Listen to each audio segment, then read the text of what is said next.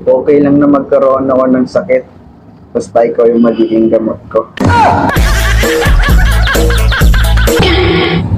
Okay lang na malunod ako. Basta ikaw yung magmouth-to-mouth sa bibig ko.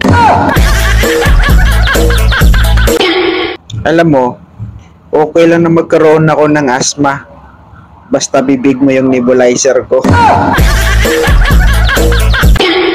Ano? Gusto mong kumain? Sige. Tara. Kainin mo ko. Hoy, undas na. Hindi ka pa ba aamin? Kasi tuwing pag nakikita mo ako, patay na patay ka sa akin. Nakatikim ka na ba ng masarap? Kung hindi pa, tara, sumama ka. Pag mahal mo, ipaglaban mo. Kaso wala ka nga palang jowa. Sabi ng nanay ko, pag may kaaway ka, lumaban ka. Huwag ka magpapatalo. Kaya nung nag-away kami ng partner ko, lumaban ako. Ayun, sa awa ng Diyos, naghiwalay kami. Undas nga naman, araw ng mga patay. Tapos ikaw, patay na patay ka sa kanya. Samantalang siya, patay na patay din. Pero hindi para sa'yo, kundi para sa ibang tao. Kung alam mo lang na mahal pa kita. Ngayong undas, di ba uso yung mga malagkit at mga minatamis? Eh yung relasyon nyo, di ba matabang na? Minsan, nasasabi mo sa partner mo na ayaw mo na, pagod ka na. Bakit? Hindi mo ba naiisip? Na yung naiisip mo, baka naiisip din niya? Tatanong mo ba ang partner mo kung okay lang siya? Hindi, di ba? Hindi mo alam kung napapagod ka na, baka mas napapagod na siya.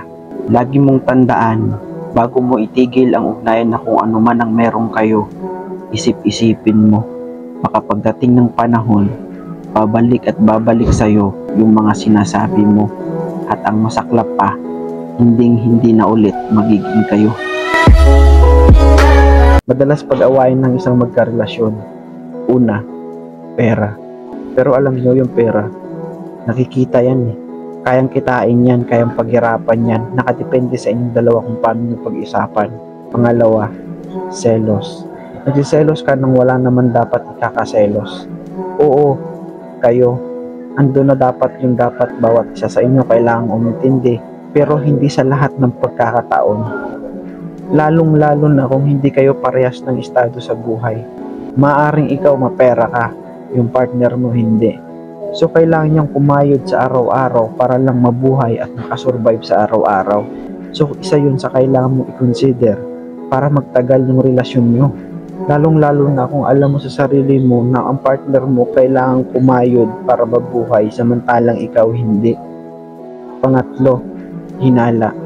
Minsan, yung hinala dapat nilalagay din natin sa lugar.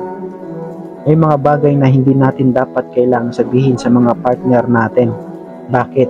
Kasi ayaw natin mag-alala sila. Ayaw natin maging paranoid sila. Ayaw natin magpanik sila. Kaya nga nandiyan ka na partner para umintindi at gumabay sa kanya, alalayan siya para makasurvive siya. Part ng relasyon yan. Hindi yung pansarili mo lang yung iniisip mo, nararamdaman mo lang yung iniisip mo.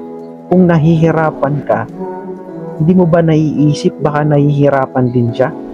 Panghuli, pero ito yung pinaka-importante, communication. Bakit? Pasalamat ka kung may partner kang laging nag-a-update sa'yo. Kung hindi man matagal, at least sinusubukan niyang ipaalam sa'yo yung status niya, yung kalagayan niya. Kahit sabihin na nating hindi matagal, pero at least sinusubukan niyang mag-update sa'yo para lang malaman mo kung ano yung kalagayan niya. Kaya kung may partner kang ganito, maswerte ka na. Kaya wag mo nang pakawalan pa.